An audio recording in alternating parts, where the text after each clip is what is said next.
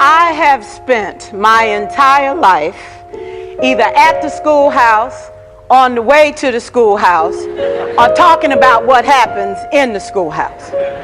Both.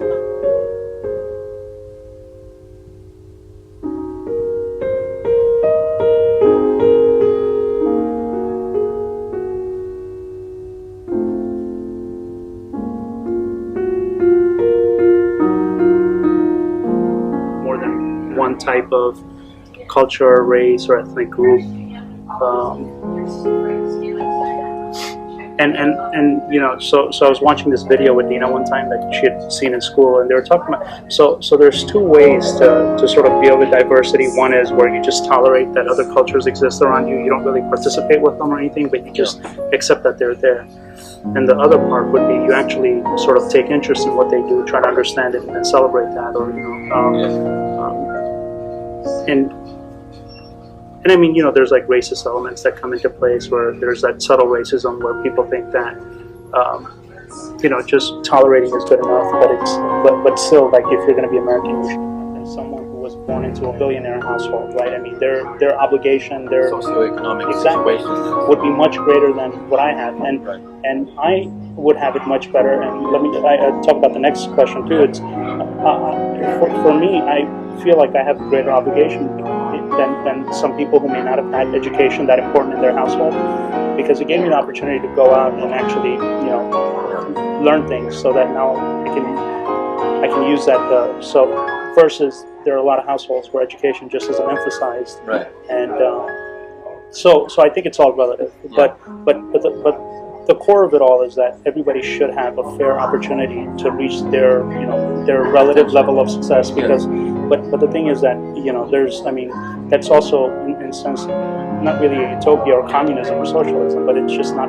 I mean, we don't have that anymore in this world, because everybody wants to win a race not by being the fastest, but by holding other people back. Yeah, and all of these things. Yeah, and a lot of parents do that exactly.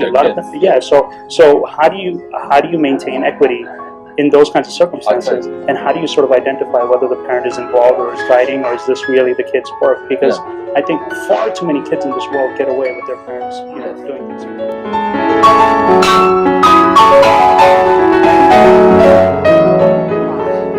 But one of the things that we never discuss, or we rarely discuss, is the value and importance of human connection.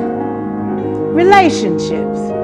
No significant learning can occur without a significant relationship. George Washington Carver says all learning is understanding relationships.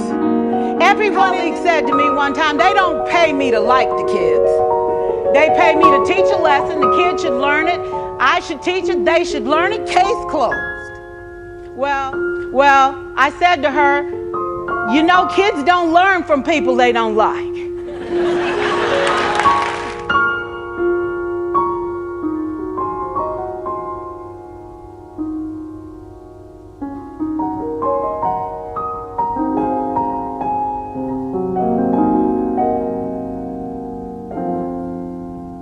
It's a flaw. So when you just pick at the flaw of the different cultures you're encountering, then you don't. Then of course you can justify to yourself why yours is the best. Yes. And I think everybody does that, including Indians. And so I think what happened is over the years, like, you know, it's helped me. So they can't come into education and look at two kids in the same exact way. I mean, they don't understand equitable because they've never had to deal with that. They've never. Yeah. You have to be on the wrong side of things in order to understand how that hurts. Completely. I mean, you know, I think teachers should be required to do some kind of social work. Okay. If teachers who are not social workers, who don't see society for what it actually is, who only see kids in this vacuum of a classroom, just don't know what the hell they're dealing with. Yeah, like work, like actually get out in the community, see what these people are dealing with, not just, you know, have stereotypes of what they're dealing with.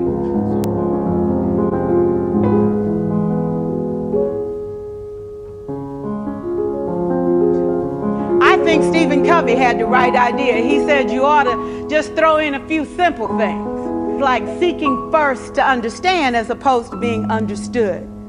Simple things like apologizing. You ever thought about that? Tell a kid you're sorry, they're in shock. Absolutely. Will you like all your children? Of course not.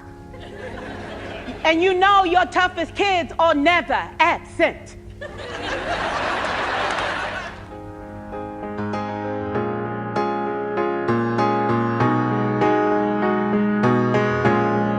When we don't feel like it, and we listen to policy that doesn't make sense, and we teach anyway. We teach anyway because that's what we do.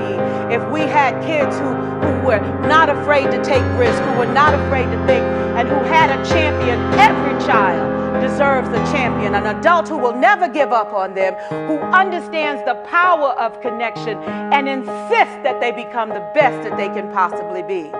Is this job tough? You betcha. Oh God, you betcha. But it is not impossible.